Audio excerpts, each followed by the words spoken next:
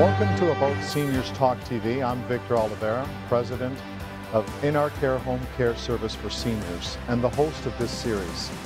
Today's seniors may retire from their regular careers, but they're far from ready to sit back and watch others go about their days.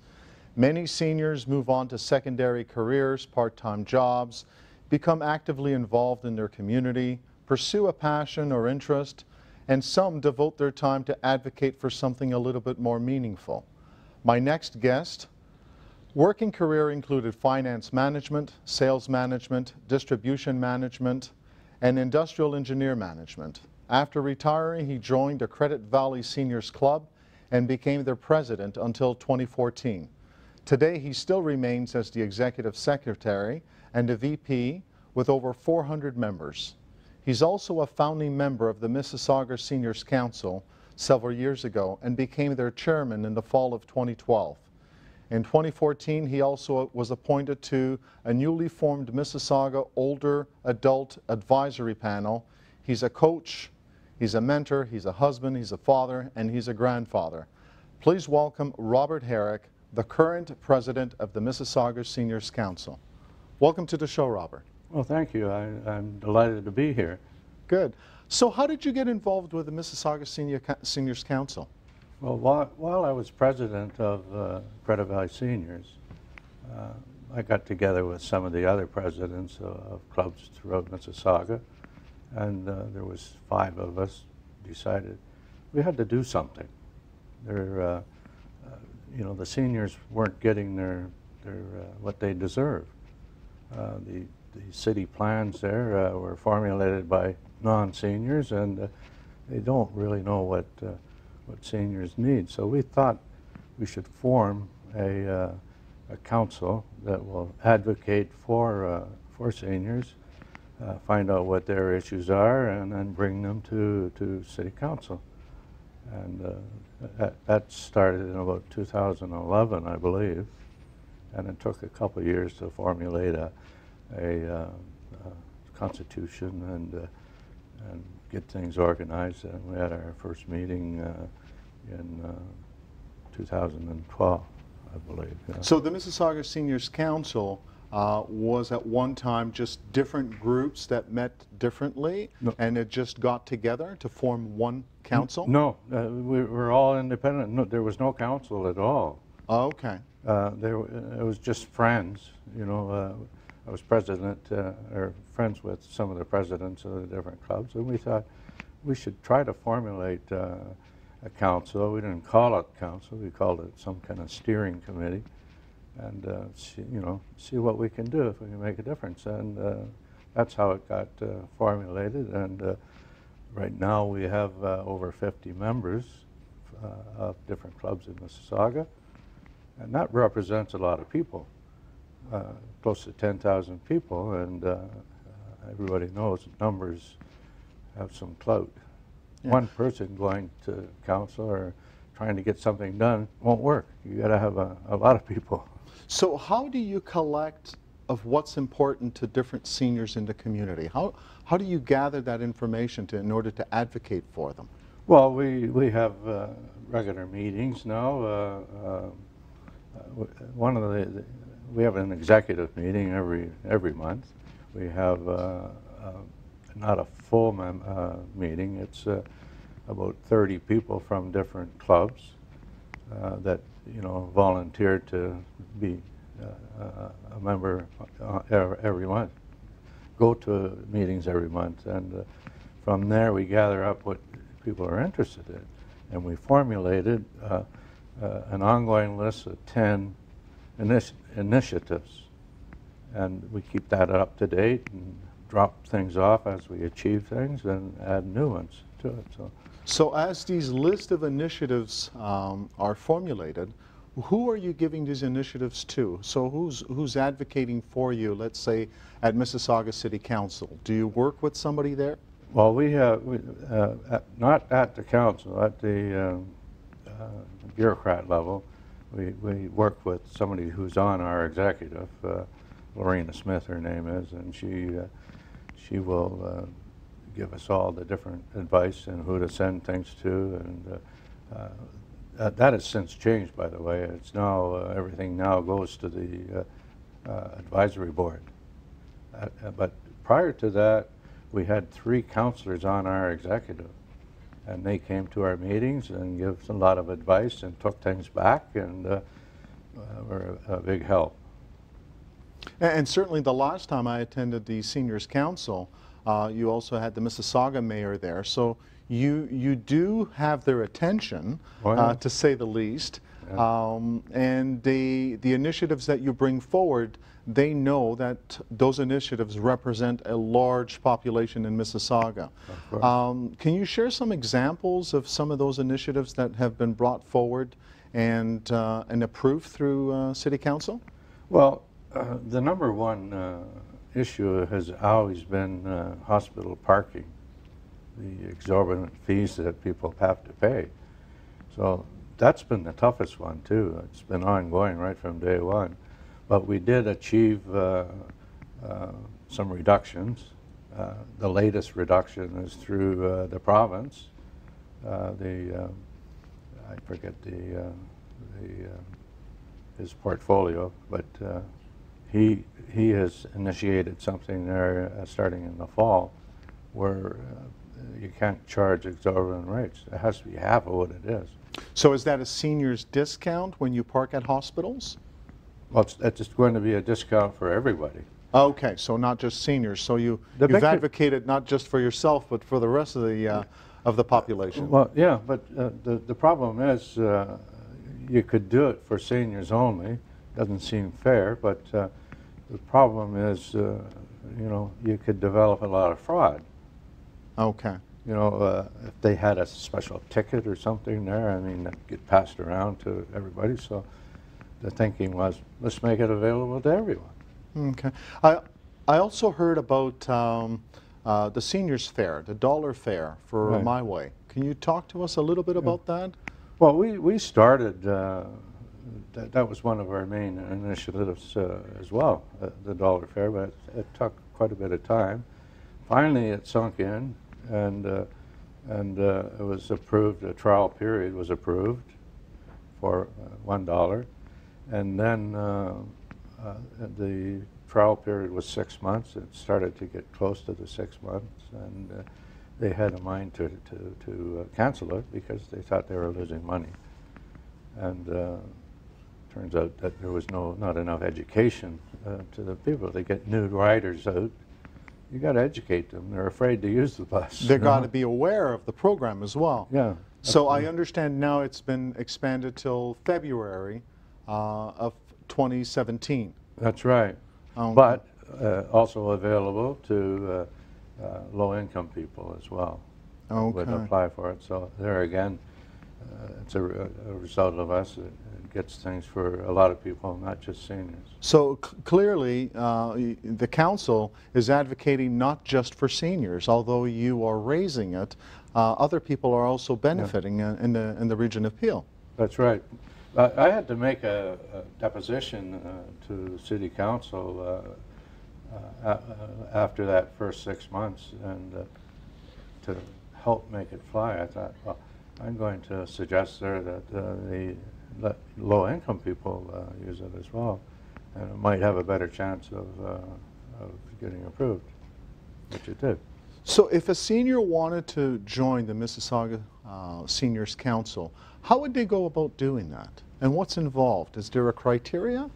They have to be just a group of 20 members or more, and they just make application to us.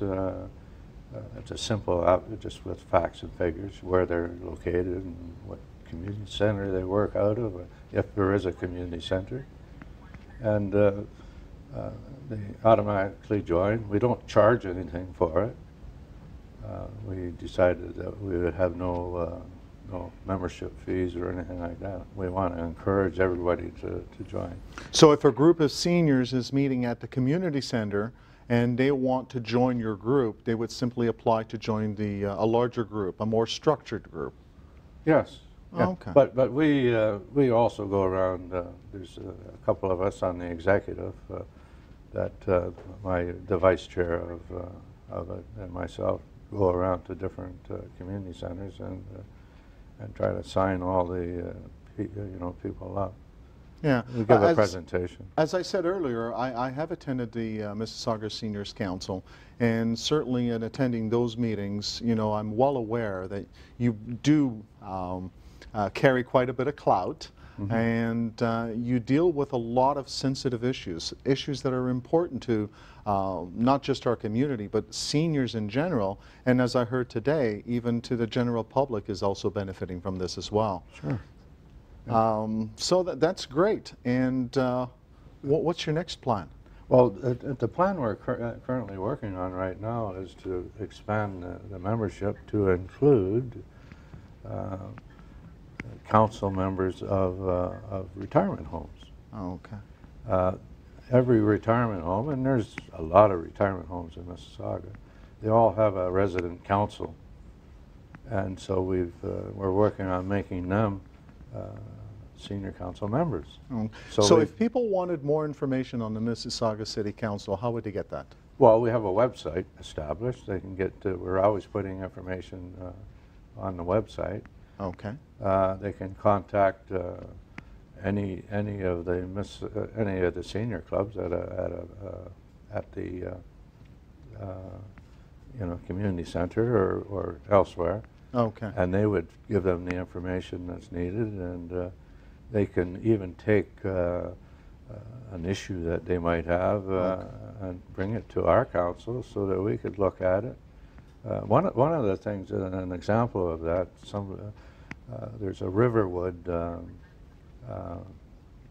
it's called Riverwood, it's an art place. There were a lot of artists that are there, and they're teaching kids how to do art and all that kind of stuff. They're located quite a bit from Burnhamthorpe, you know, where you got at least a 20-minute walk when you get off the bus. So you guys do amazing work, and our viewers will check out your website, I'm sure, and they'll have a keen interest in wanting to join your council. I do want to thank you for coming on the show and sharing some information about the Mississauga Seniors Council. Thanks. Thanks, Robert. It's a pleasure. Thanks. Thank you very much for having me. Thank you. We'll be back after a short break.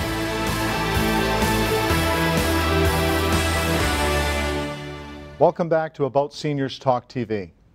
Among all our human senses, the sense of sight is often referred to as our most precious of one of all. Unfortunately, as our body ages, our eyes also change. Our next guest is a doctor of optometry raised in the city of Mississauga and studied at the University of Toronto, Mississauga, and completed his Doctor of Optometry program at the University of Waterloo. After graduating as an optometrist, he entered a private practice with Queensway Optometric Centre. He remains active as a volunteer service to his profession and is the former president of the Ontario Association of Optometrists. He's been a guest at numerous conferences and featured in several television interviews and print articles. Please welcome Dr. Joe Chan. Thank you. Welcome to the show, thank you so much. Dr. Chan. Yes. So talk to us about some of the changes that we can expect as we age. Well, it's interesting actually, because for a lot of seniors, they're probably most concerned. You know, they come into the office, into the clinic, and they get their basic eye exam, and they want, you know, typically they're more worried about vision and how well they can see. And of course, as you get more mature, certainly through the 40s, things like needing reading glasses up close become more prominent. But for us as doctors of optometry, we're more concerned about with potential eye health problems. And so things like cataracts, macular degeneration, glaucoma, unfortunately these are age-related conditions, and the risk for these problems goes up as you get older. And some of those conditions can be simply determined by an eye examination. Yeah, certainly a comprehensive eye exam with your doctor of optometry helps to rule out many of these problems, or if there are early signs of some of these problems, it's important to have the monitoring, close monitoring of this to try to intervene when we need to try to minimize the impact that they may have on your vision and eye health. Do you want to just remind our viewers, when you go for an eye examination, is that covered by OHIP? So what's happened with OHIP in the province of Ontario, So kids 19 and under are covered, and actually seniors 65 and over are covered for one comprehensive eye exam once a year. So adults 20 to 64 typically will have to cover the cost themselves, but for seniors it is covered by OHIP currently. So essentially no excuse not to have your eyes Yeah, examined. and we strongly suggest all our patients to come back, and certainly the viewers that you have who haven't been to a doctor of optometry, it is a good idea.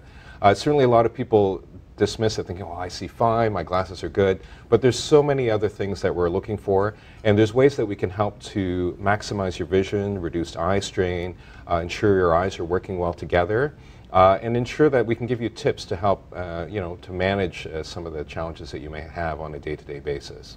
So we often make reference to, our eyesight is getting poorer as we age, sort of a tongue-in-cheek kind of joking, but how do our eyes change? And perhaps hearing it from you, it'll sink in that there's more of a reality involved. Well, certainly.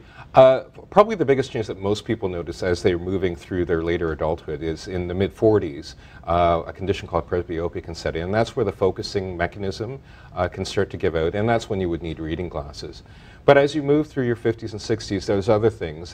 Cataracts are one of the things that are very, very common, and that involves the clouding of a lens inside the eye. So if you think of the eye like a camera, there's actually two lenses, the very front part of the eye, but also the inside of the eye, there's a lens inside, which the light has to go through that to get to the back of the eye where the retina is. And that lens itself can actually get cloudy as well.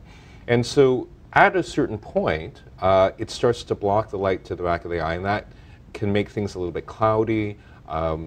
Images are not as distinct as they normally would be. And then we can fortunately do surgery. As optometrists, we would refer you on to an ophthalmologist who would do eye surgery to take the cataract out and put an implant in. And in most cases, that helps to recover the vision that you may have lost over that time period. Is that a very evasive procedure? It is done in the hospital. A lot of people come in and they think it's done by laser, but in fact, an incision does need to be made on the front part of the eye. The old lens is taken out, and an implant is put into its place. So it's done in typically a hospital or a private clinic. The procedure itself is actually pretty straightforward. It's typically less than half an hour, and most people end up going home and just resting at home for it. So it's considered an outpatient procedure. So it sounds intimidating, but it's actually not too bad.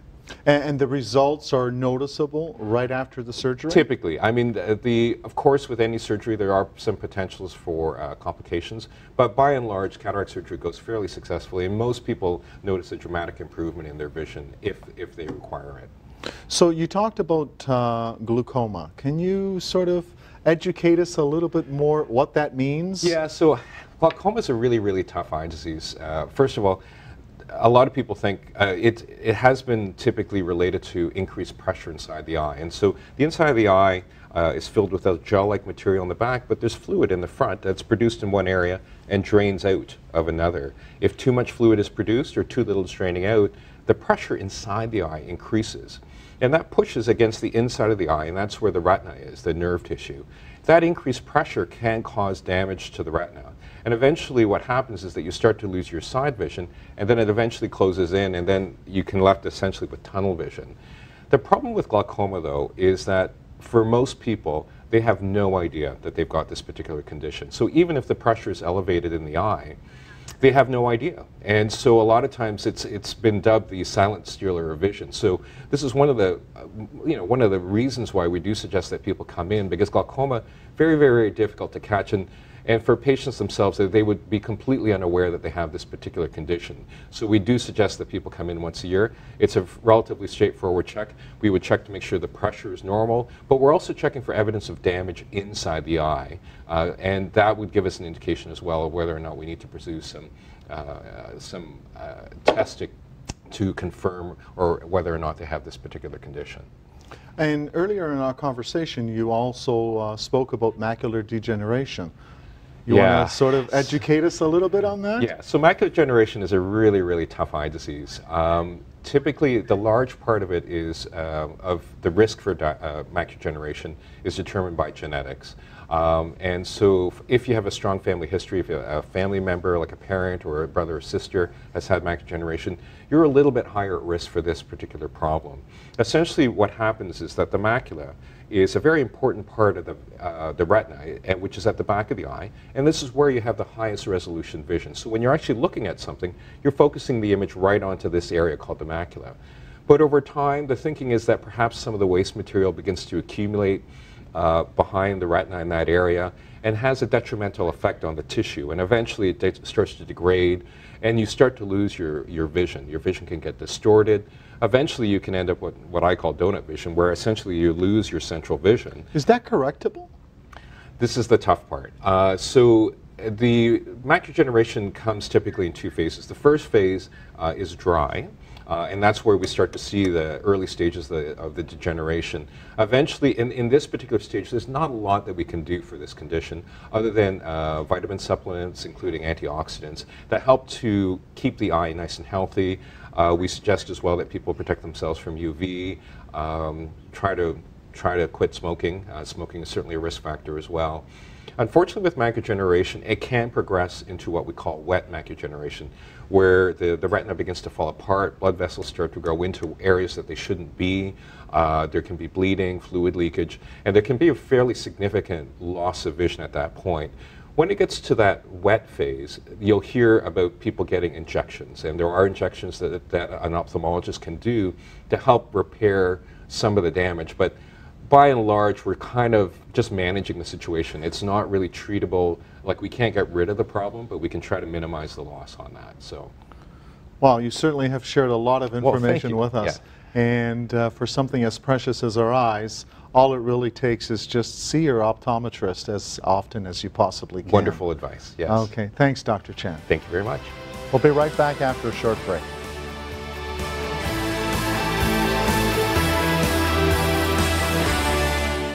Thank you for tuning into this week's episode of About Seniors Talk TV. I'd like to thank my guests this week, Robert Harrick of the Mississauga Seniors Council and Dr. Joe Chan of the Queensway Optometric Center.